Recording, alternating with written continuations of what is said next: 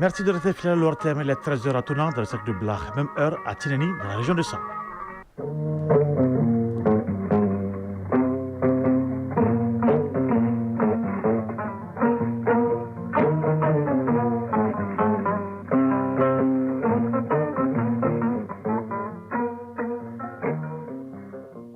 Le journal, Isaac Thielou.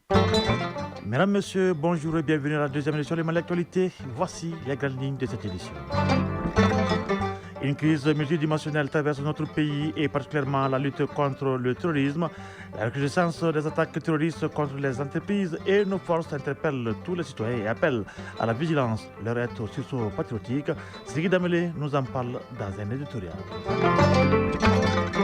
La communauté musulmane du Mali a célébré l'Aïd el-Kébir hier vendredi.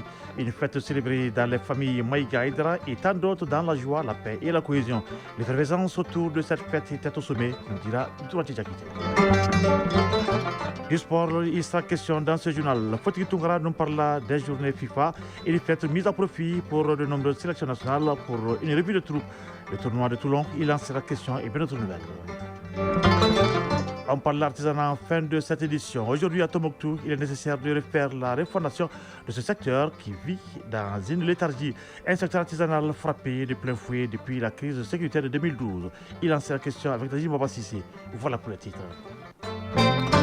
Bienvenue. Je le disais, face à la crise multidimensionnelle qui traverse notre pays et particulièrement la lutte contre les terroristes, les forces armées maliennes ont fortement besoin du soutien du peuple, soutien moral, psychologique, matériel et financier. La recrudescence des attaques terroristes contre les entreprises et nos forces interpellent non seulement tous les citoyens, mais appellent aussi à la vigilance sans relâche. Nous sommes en guerre et l'heure est au sursaut patriotique. Voilà le sens de l'édito que nous propose Sidiki Damele. Un sursaut patriotique, une vigilance accrue, un soutien total et inconditionnel. Voilà ce dont les forces armées maliennes ont besoin aujourd'hui dans la lutte implacable qu'elles mènent contre les terroristes. Des forces obscurantistes qui multiplient les attaques ces derniers jours dans plusieurs localités. Des attaques qui sont régulièrement repoussées par les braves FAMA. Face à cette guerre imposée et injuste, le peuple malien doit se dresser pour défendre son indépendance et sa souveraineté. Car l'objectif de l'ennemi est de remettre en cause les fondements même de la nation malienne à travers ces attaques barbares et lâches contre les paisibles citoyens et leurs biens. L'armée malienne est sur tous les fronts aujourd'hui. L'heure est grave et exige une mobilisation accrue de tous les citoyens aux côtés des autorités administratives et des forces armées et de sécurité. Des mesures de sécurité édictées comme les couvre-feux, les fouilles systématiques aux postes de contrôle, l'interdiction de circulation de certains engins, j'en passe, doivent être soutenues et accompagnées pour notre sécurité collective. Plus que jamais, les forces armées maliennes ont besoin du soutien total de la population pour dénoncer tout comportement suspect. Il faut un sursaut patriotique, une marque de loyauté et de détermination en faveur des forces armées, une démonstration de l'attachement des Maliens de la diaspora et de l'intérieur à leur patrie. Ce soutien indispensable contribuera sans nul doute à renforcer le moral des troupes et à encourager un esprit de solidarité nationale. Car c'est précisément pendant ces moments graves et difficiles que la mère patrie, toute chapelle confondue, loin de la discorde, de la division, doit témoigner de plus d'amour, d'affection et de soutien moral à ses enfants engagés. C'est à ce prix, seul à ce prix, que le Mali gagnera cette guerre contre les forces du mal et leurs partenaires. Sur un tout autre plan, la communauté musulmane du Mali a observé l'Aïd el-Kébir ou la Tabaski ce vendredi. Cette fête est célébrée dans les familles Maïga, Aïdara et tant d'autres dans la joie, la paix et la cohésion sociale. La Tabaski est aussi une occasion pour certains de se réunir. Dans les familles où nous sommes rendus, l'effervescence autour de cette fête était au sommet. Le film de cette fête dans les familles avec Dourati Diakité. Aïd el-Kébir ou la Tabaski est l'une des plus importantes fêtes annuelles en islam. Pour cette fête, des milliers de moutons sont immolés pour commémorer le sacrifice d'Abraham. Dans certaines familles, comme chez les Maïga, cette fête a été une occasion de retrouvailles. Beaucoup d'entre eux ont parcouru de longues distances pour venir fêter avec les parents dans la joie et la communion. Ibrahim Aboubakar Maïga. On a toujours eu à fêter ensemble. Chacun, son foyer, venir dans la grande famille.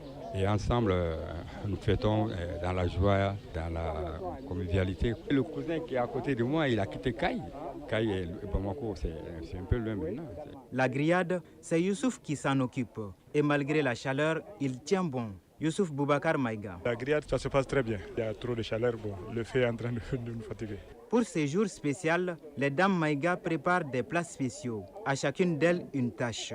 Maïga Aminata Sogoré. Dans l'ensemble, ça se passe très bien. On essaye de se débrouiller à la cuisine. Maïga Fanta Garba Sissé.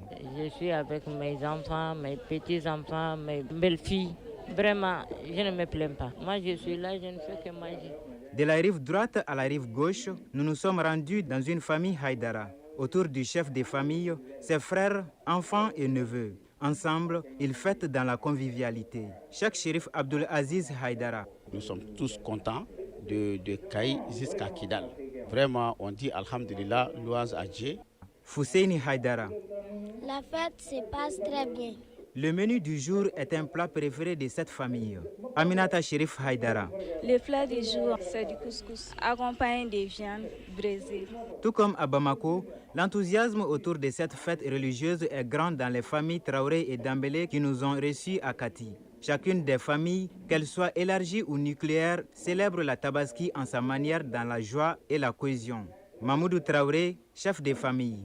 Vraiment, dans la bonne santé, moi je crois que ça c'est l'essentiel. Nous remercions le Tout-Puissant Allah. Et ça c'est vraiment, nous remercions le bon Dieu toujours. Comme vous le savez, la fête c'est le retrouvailles. Abdraman Dambélé, chef des familles. Cette pratique, nous la répétons tous les ans. Et nous sommes les hommes. La partie difficile pour nous, c'est courir chercher de l'argent, acheter le bélier. Nous amenons le bélier, on donne les prix de condiment, nous nous reposons. C'est l'occasion de remercier nos épouses parce que c'est elles qui font le gros du boulot. Partout où nous nous sommes rendus, les intervenants n'ont pas manqué de formuler des vœux pour le pays et les forces armées, mais aussi pour la réussite des projets personnels. Radio Mali à Ségou et environ 96.8 MHz en FM. Actualité à l'intérieur du pays. L'ONG CARE International vient de procéder au lancement officiel d'un nouveau projet intitulé l'Éternité Saint et Charity, en abrégé LDSC.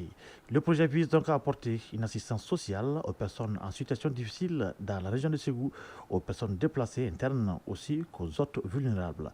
Plus de 700 ménages seront touchés par le projet dans les sacs de Bla et de Massina pour une durée de 12 mois. Reportage Honoré Tienou. L'Éternité Sainte Charity, LDSC, est un projet de CARE International Mali. Il œuvre pour une assistance sociale aux personnes en situation de vulnérabilité.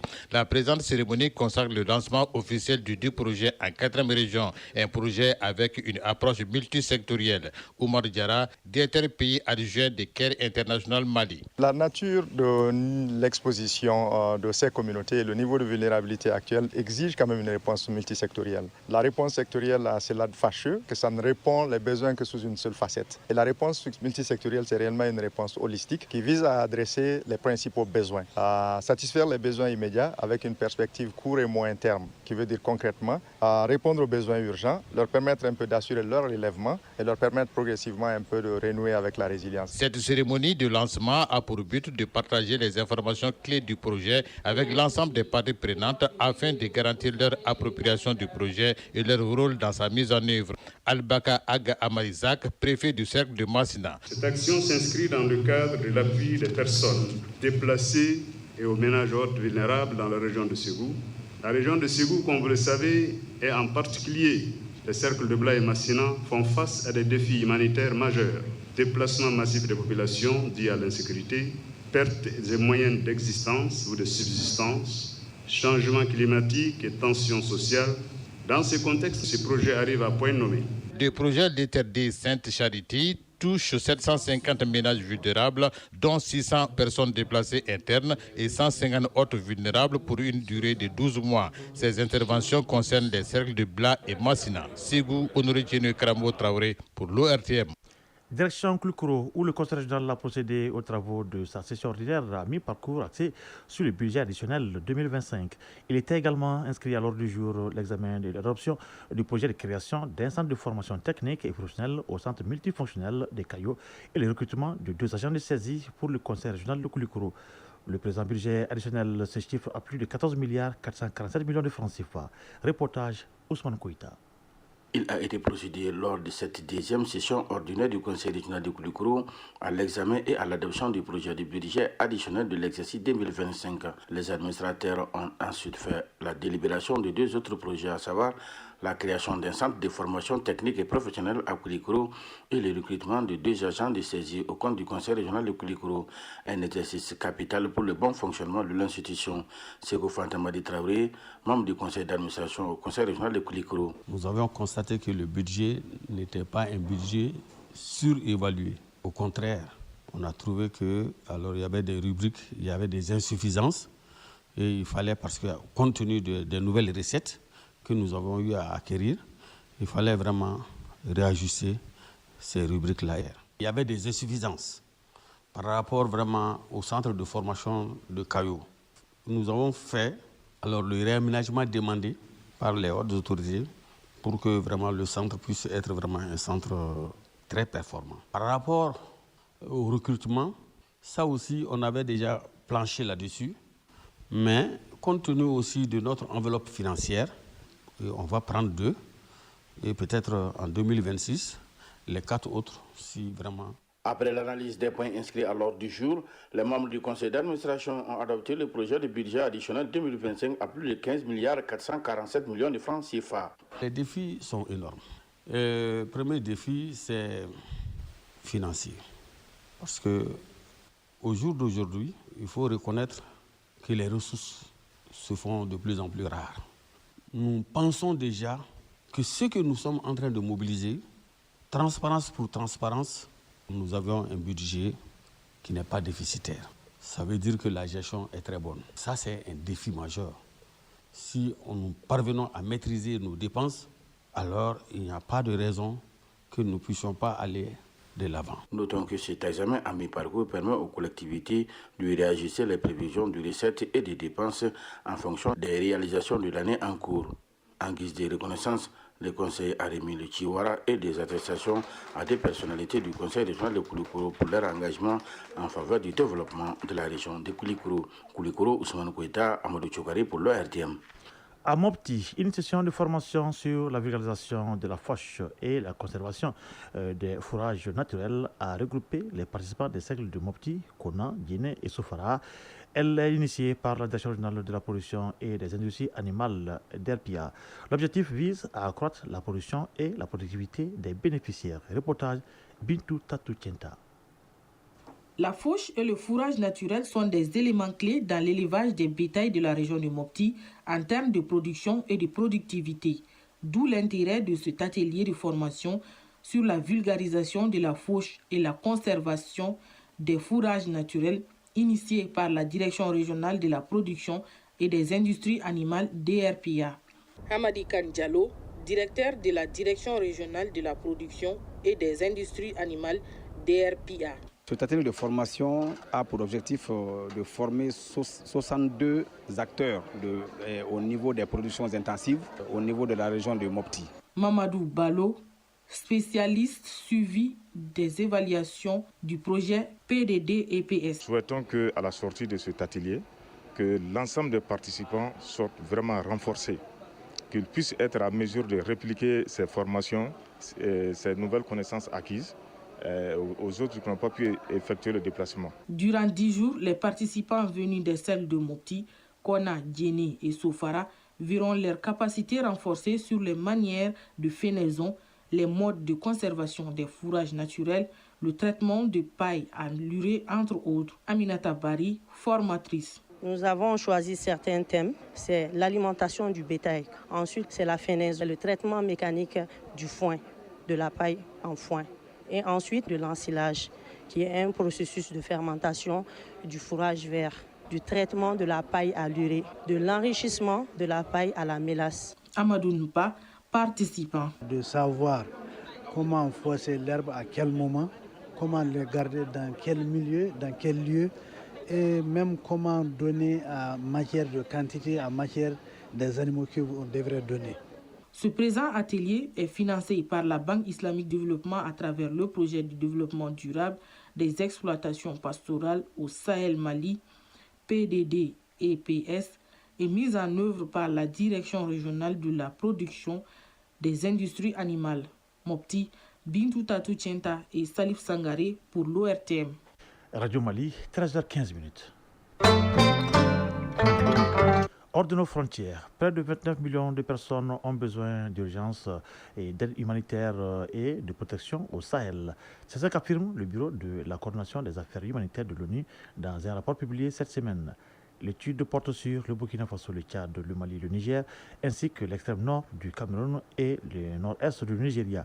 L'organisation en appelle aux donateurs et prévient, sans les fonds nécessaires, des millions de vies seraient en danger. En Centrafrique, la société civile demande des engagements sur le maintien des élections locales. Il n'y a pas eu depuis 1986 de crise en report. Elles sont attendues depuis des années malgré l'insistance des bailleurs du pays et de l'ONU. Eh bien, normalement, ça devrait être pour le 31 août 2025, mais les organisations de la société civile qui suivent le processus électoral voient s'accumuler les mauvais signaux et craignent un report supplémentaire de cette échéance, alors que les autorités semblent déjà tourner vers la présidentielle et les législatives qui doivent se tenir en toute fin d'année. Et puis, à la République démocratique du Congo, le chef de l'État, Félix Tshisekedi, a reçu au palais de la Nation, à Kinshasa, une délégation de la coalition Lamuka, menée par Martin Fayoulou. Les deux hommes, autrefois liés et ne s'étaient pas parlé depuis la rupture de 2018. Mais pour l'opposant, l'objectif est de redonner de l'élan au pacte social porté par les églises catholiques et protestantes.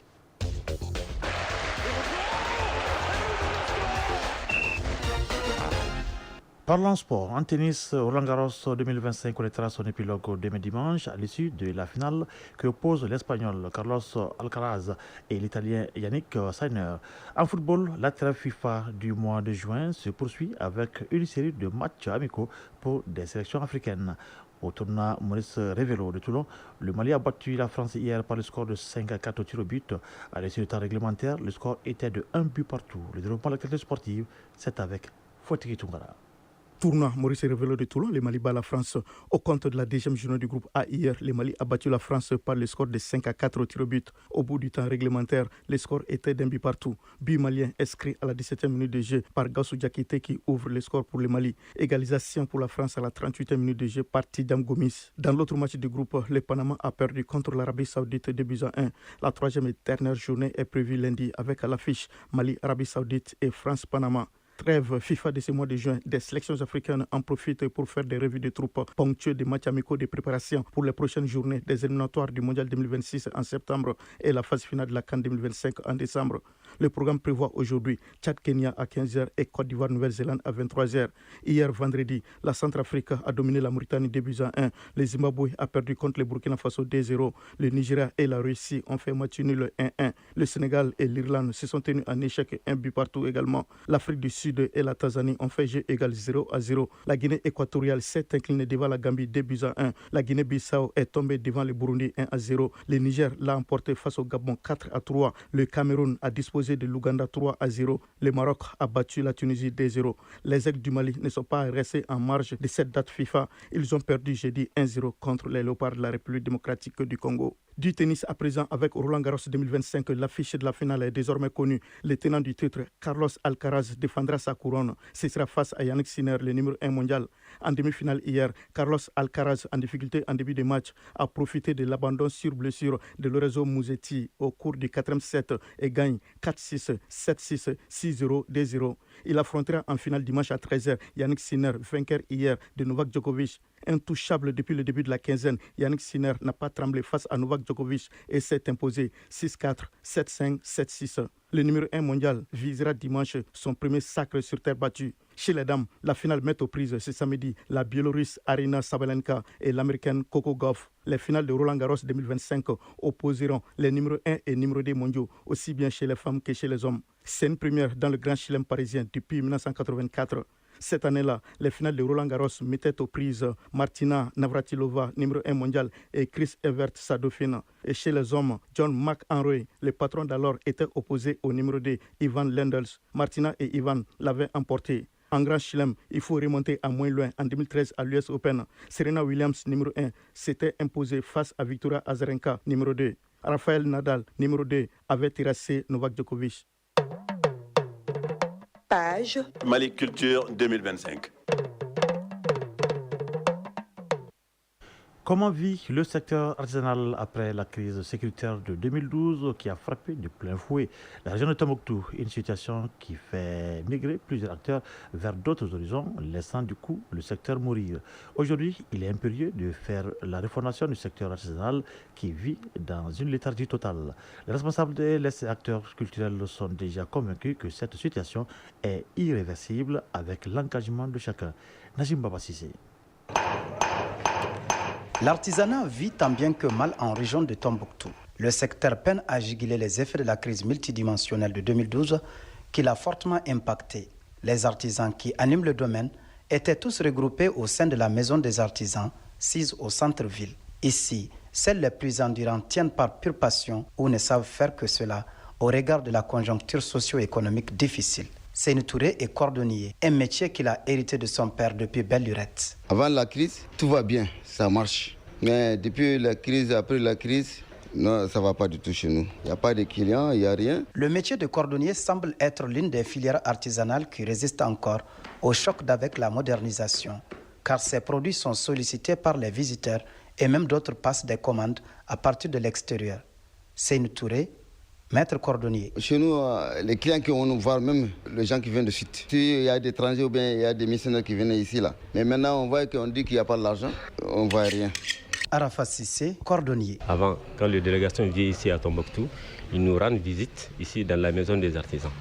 Ils achètent, les compagnons achètent avec eux. Et donc maintenant, les délégations peuvent venir ici à Tombouctou sans rendre visite dans la maison des artisans. De la cordonnerie en passant par la forge, le génie créateur des artisans est en marche et les résultats sont perceptibles malgré les difficultés. Aguissa Yatara, forgeron. Et ici, vous avez les laroues de caravane ici. Et ça, c'est les tentes de Touareg. Et la tête, ça représente les monuments des mosquées de Djingaribia. Donc chaque pièce, ça signifie quelque chose de Tombouctou. Et ici, c'est les pochettes de couteaux. Tout ça, c'est en cuir, et bronze et argent. Donc la décoration, on mélange. En haut, c'est un argent massif. Et tout ça, les décorations, ça signifie quelque chose. Des étoiles, de la route des caravanes, des puits, de la vieille Bouctou. Donc c'est une grosse pièce qu'on fait pour les commandes, c'est pour les chefs des caravanes, les jours de la fête, uniquement. Abdoulaye Samake, forgeron et guide touristique. C'était un endroit qu'avant, il y avait beaucoup de trucs parce que c'était un endroit fréquenté par le tourisme. Mais aujourd'hui, avec les manquements de tourisme, on est très fatigué. Et aujourd'hui, on espère vraiment un avenir pour que les touristes reviennent à Tombouctou et au Mali pour vraiment vivre. Parce que le tourisme, c'est quelque chose dans lequel beaucoup de gens vivent. Les merveilles de la bijouterie ne laissent personne indifférent. Les femmes semblent être au cœur des choix artisanaux. La gamme leur offre des parures et bijoux et des alliances de fiançailles souvent sollicitées par des hommes. Ibrahim Barakoumaïga, bijoutier. Ça, c'est un ancien bijou qu'on appelle Dola, de plus du XVIe siècle avec ce gofa. Ça, c'est en arabe, ça, c'est Soraï. Parce qu'on travaille avec le modèle tradition. Hélas, l'espoir semble envolé chez les bijoutiers de la mystérieuse, dont les marques ont été contrefaites à la machine puis vendues à vil prix. Ibrahim Barakoumaïga, bijoutier. Le modèle que vous voulez ici, c'est ça que nos ancêtres nous ont laissé. C'est envoyé par les modèles chinois qui se vendent à bas prix. Parce que nous, le modèle là, on vend ça à 150 000, on trouve ça ici dans le marché à 15 000 francs. Ça nous défavorise trop. Le service de Titel, qui est la direction régionale de l'artisanat, est chargé du développement, l'encadrement et le suivi des artisans, ainsi que des fêtières. Aboubakar Moussa Meiga, directeur régional de l'artisanat de Tombouctou. Si dans un avenir très proche, l'artisanat nourrissait son homme, aujourd'hui, force est de constater que les centres de formation, les ateliers de fabrication d'outils utilitaires, les associations font face au défi du dépôt de bilan, du licenciement et de disparition prématurée. Les attentes des acteurs culturels par rapport à cette année dédiée à la culture sont énormes. sachant que l'économie de la région dépendait à environ 50% de l'artisanat et du tourisme. Aboubakar Moussa Meiga, directeur régional de l'artisanat de Tombouctou. On attend beaucoup de cette année 2025 pour au moins pouvoir promouvoir le secteur de l'artisanat qui, depuis un certain temps, reste vraiment englouti d'une façon ou d'une autre. Ils sont persuadés que cette situation n'est pas une fatalité. Elle est réversible avec l'engagement de l'État, ses partenaires et des personnes ressources qui pourront jouer un rôle déterminant, chacun en ce qui le concerne. Tombouctou, Najim Baba Sissé, Allo Koulibaly pour l'ORTM. Secours donc à nos artistes. Voilà, ce journal ça pendant qu'il est passé de 24 minutes à Nosombougou dans le secteur de Kouloukani et à Boadogo dans le secteur de Yamfolila. Un journal qui a été présenté par Isaac Chinou avec la compétence technique de Ali Matawatara, mise en ligne Marcel Tessouké. Et merci à Ousmane Daou pour la réussite de cette édition. Le projet rendez-vous avec l'actualité sur nos antennes, c'est pour 19h30. D'ici là, le programme se poursuit et pour ma part, je vous souhaite de passer un excellent moment en compagnie de Radio Mali. Au revoir.